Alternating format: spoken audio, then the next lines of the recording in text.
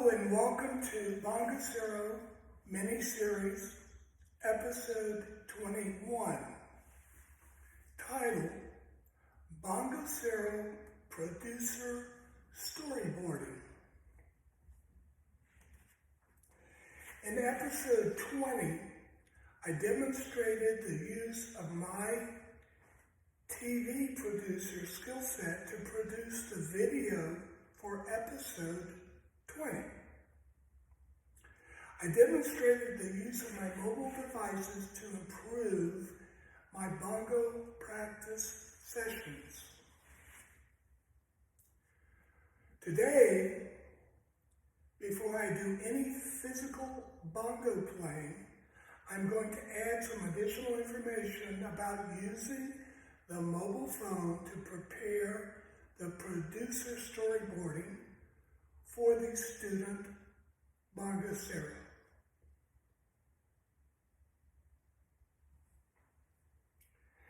As I stated in episode 20, the producer creates and owns the idea to be transformed into a video production that is televised by a TV channel station.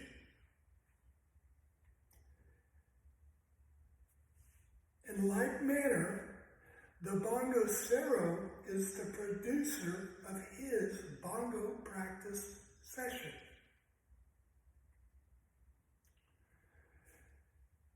The TV producer does a storyboard which explains how the idea is transformed. The storyboarding shows what happens when and who is involved at each place in the storyboard.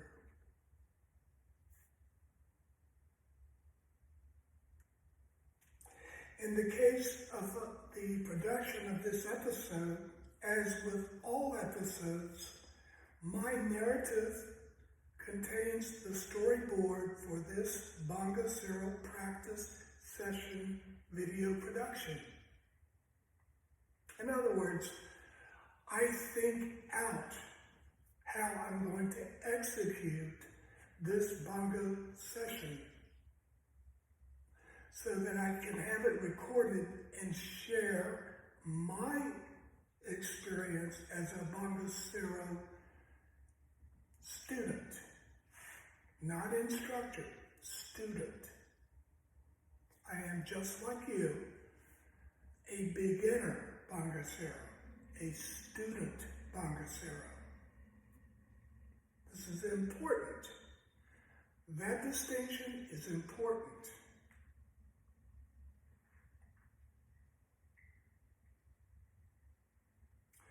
Allow me to further clarify this aspect of using your mobile phone to storyboard your bongo practice session. 1. Create a calendar entry with the name Bongocero on your mobile phone. 2. Use Home Studio for the calendar entry location. 3. In the notes section of the calendar entry, do the following storyboarding. In all capital letters, type opening section. Skip down a couple of lines.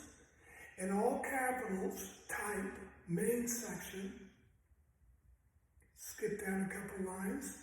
In all capital letters, type closing section. Underneath each section name, add what is to be said and done. The details you add to each section describes what must be accomplished during your practice session. The details you add are now preserved for any Bongocero self-assessment you wish to do now or in the future. Once you have filled in the details for each section, your narrative is ready for use. Use the narrative to talk yourself through what you must accomplish during your practice session.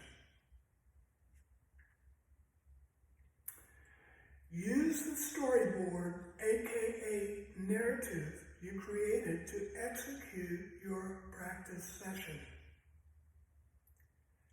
In the case of episode 21, I will make two clarifications before closing. The first clarification is, which hand do you start tapping the calypso rhythm pattern? And point two, I have to make clear that the sound effects in this video, the sound of the music, the background music, is coming from a Bose external speaker that is close to my iPad. So while the iPad is recording me, I have control over the playlist from my phone. But once I start to play a song, the music isn't heard from my phone. It's heard from the Bose speaker. I wouldn't be able to verbally speak to you if the music was that close. It would blur, it would obstruct the clarity in my verbal communication, having the music playing right out of my phone in front of me. That's why I'm using a Bose external speaker, which is located closer to the iPad. Now, getting back to the first clarification, which hand do you start with when you practice tapping the calypso rhythm pattern? The answer is you start with the right hand.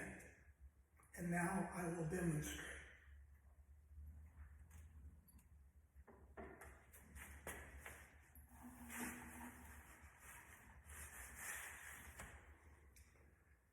Hembra drum, macho drum. We begin on the macho drum, and the first tap is done with the right hand. This is the complete calypso rhythm pattern.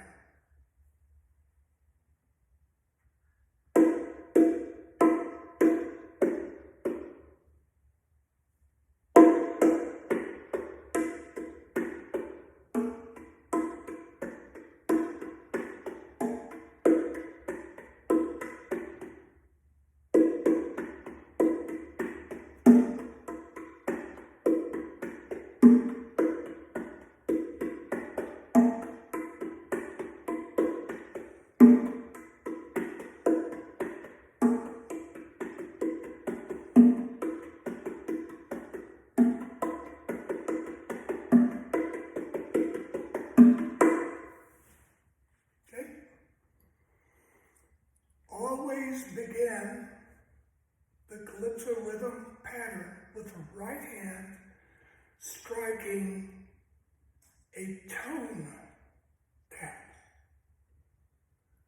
Tone taps are done on the edge of the drum. Touch taps are done toward the center of the drum. Tone taps are louder than the touch taps.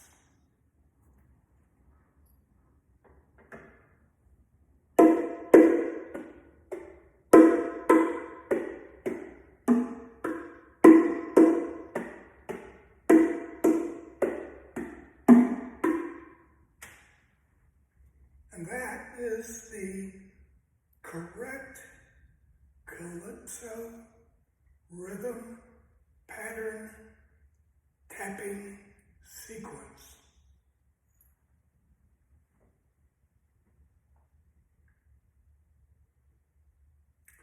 This concludes Bongocero mini-series episode 21. Thanks for watching. Good luck practicing. Until next time.